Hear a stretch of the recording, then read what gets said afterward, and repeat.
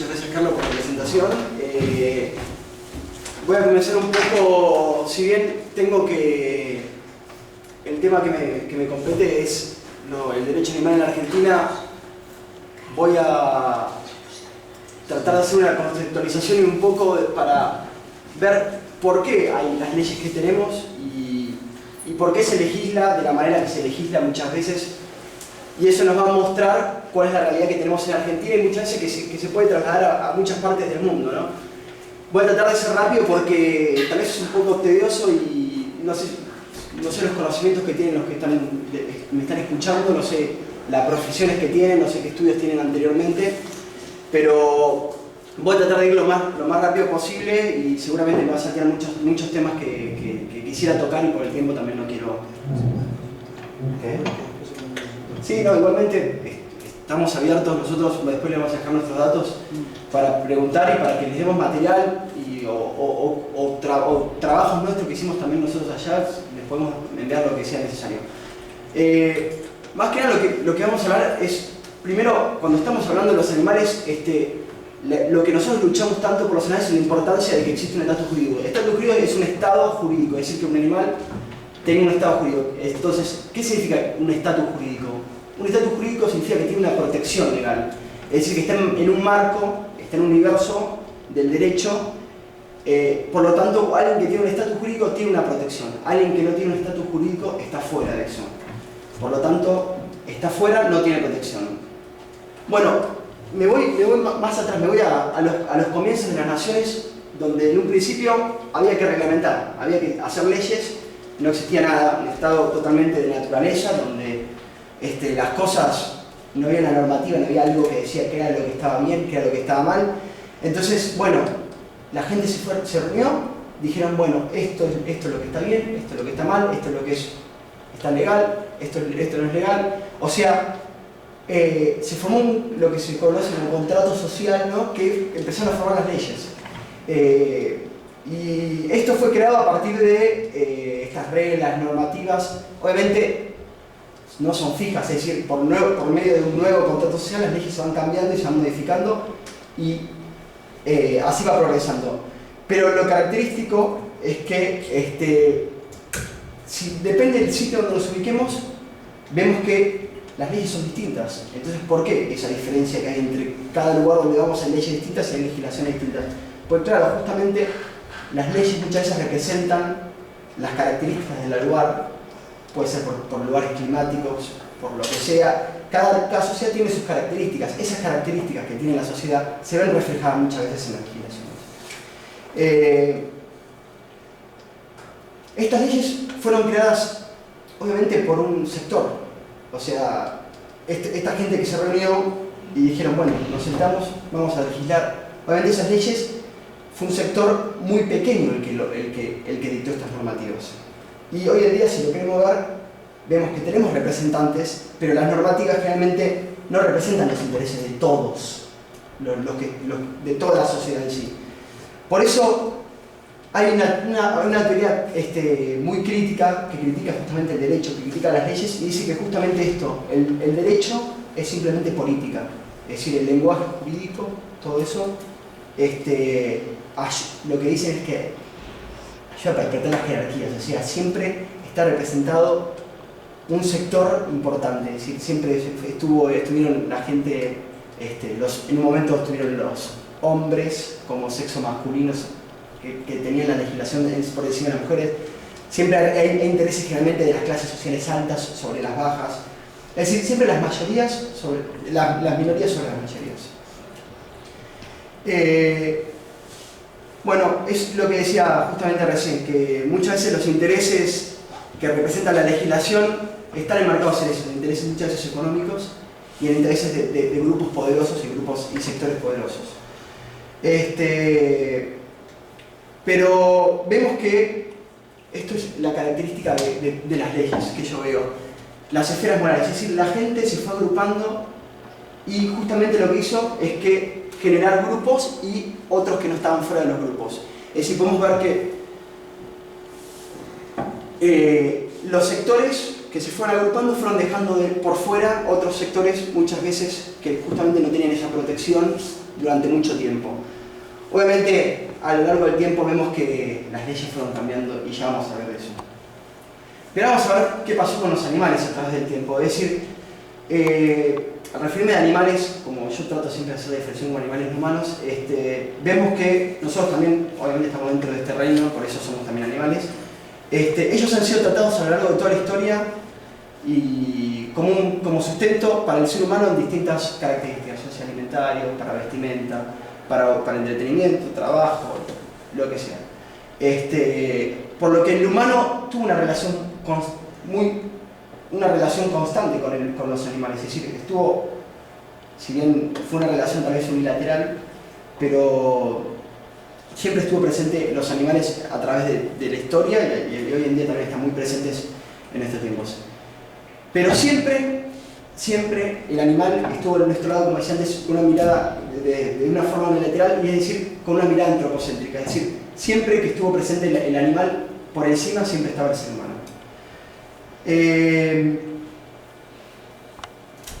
Cambiaron las formas de tratar a los animales, pero los animales siempre estuvieron en la misma situación. Y para traer un poco lo que hablé de según el sitio donde estemos, donde nos ubiquemos y también la forma en que tratamos a los animales, voy a poner unas imágenes a continuación que tal vez me va a ser la mejor manera de representar esto. Y es justamente con esto, con un plato de comida, ¿no? Cuando vemos un plato de comida, no nos podemos imaginar qué puede haber detrás, pero bueno, es un plato de comida. Pero justamente este plato de comida es carne de perro. Es decir, en ciertos países vamos a ver que hay carnicerías, se cortan, se cuelgan los animales y se comen y se consumen perros. Otro plato de comida, ¿no? Pero justamente este plato de comida es de una carnicería, de una carne, de animales que están colgados, que justamente no son perros y no son vacas. Es decir, ¿qué vamos con esto? En que según el sitio donde estemos, hay animales que están más cercanos a nosotros y otros que están más lejanos a nosotros. Por lo tanto, para nosotros sería impensable para Europa, sería impensable por ejemplo, para Latinoamérica, que nos alimentemos de un animal como el perro. Un animal como el perro está muy cerca de nosotros. Y eso provoca de que esté más cerca en esa esfera que de nosotros. Pero sin embargo hay otros animales que no. Pero como les decía antes, en otras partes del mundo sucede lo contrario y es natural, porque justamente hay esa relación con los animales.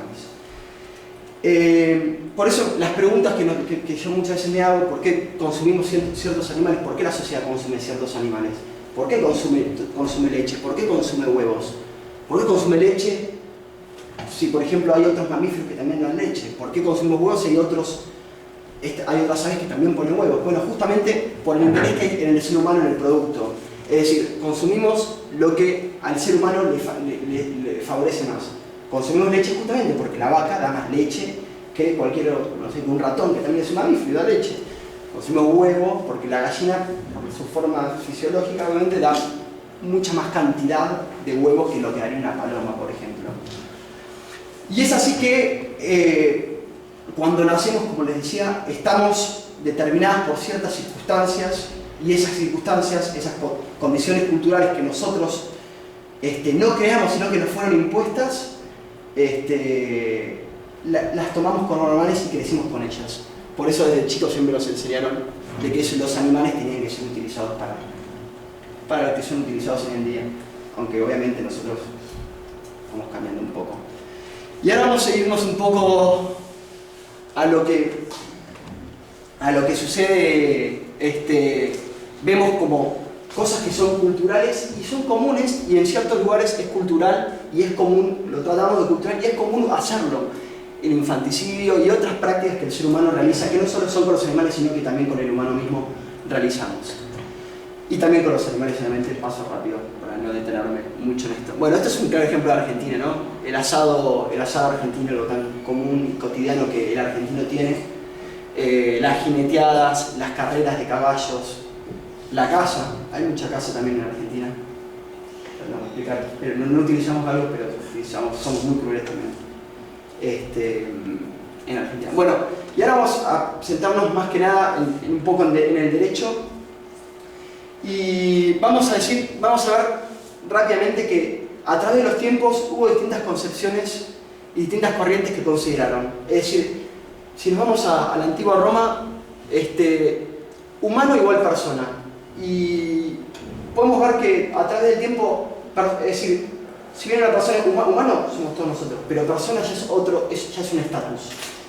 Y vemos que durante, por ejemplo, en la antigua Roma había distintos tipos de estatus, es decir, no todos eran personas, no todos tenían derechos. Es decir, había ciertas personas que tenían un derecho completo, había ciertas personas que no tenían un derecho completo, es decir, el pater familias tenía el derecho completo.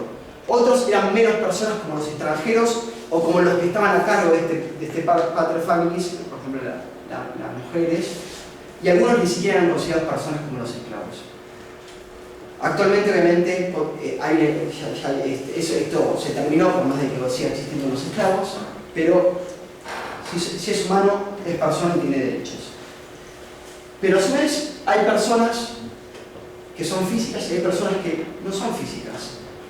O hay personas que todavía no son visibles, como las personas por nacer y como también las personas jurídicas que llamamos aquí, que podría ser las empresas. Ellos sí tienen derechos, como una persona jurídica, quiero decir, o una agrupación de personas también son considerados personas y son sujetos de derecho.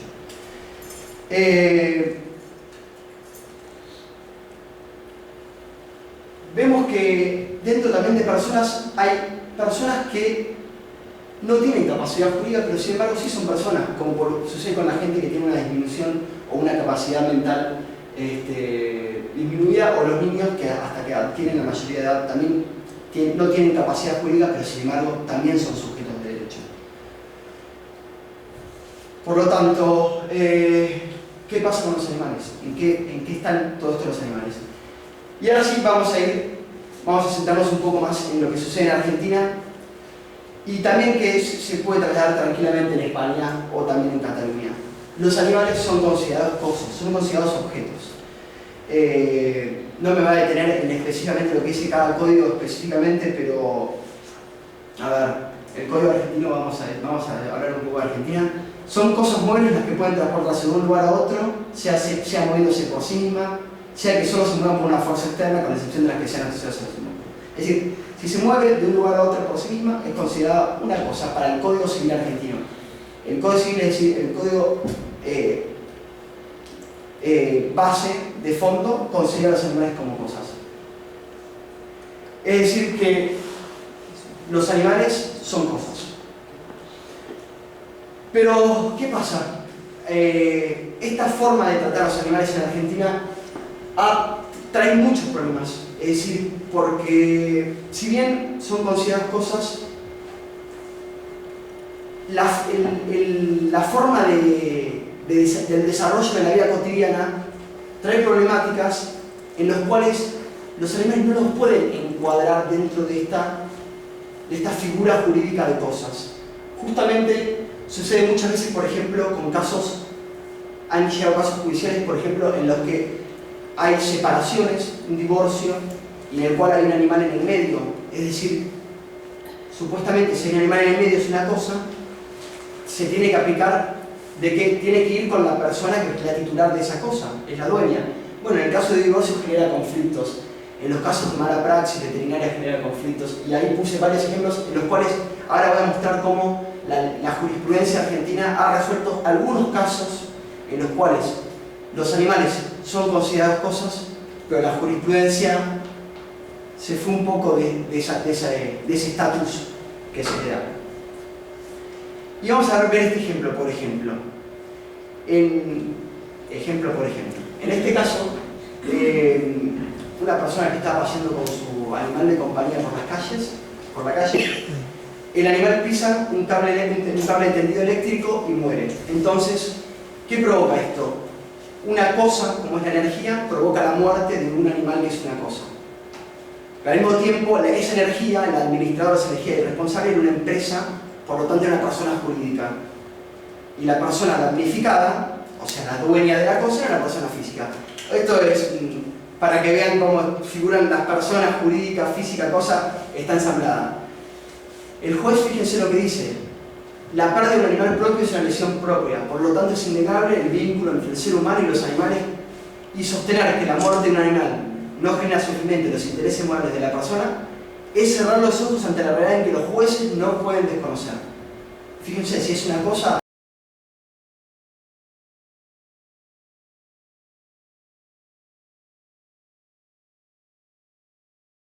enojar que yo tengo, qué sentimiento, qué sufrimiento puede generar en uno. Eso, bueno, hay gente que puede ser. Veamos otro caso. Bueno, me fui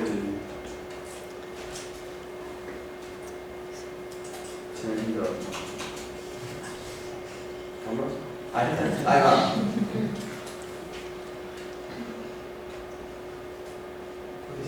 Bueno, este es un caso muy interesante. En este caso justamente es como el que les comentaba antes de las problemáticas que surgen. Una pareja, bueno, es que me estoy yendo.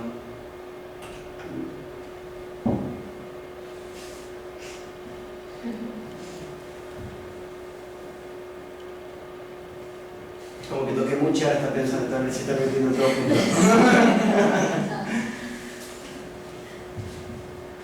Bueno, así están los animales en la legislación, no es cosa mía.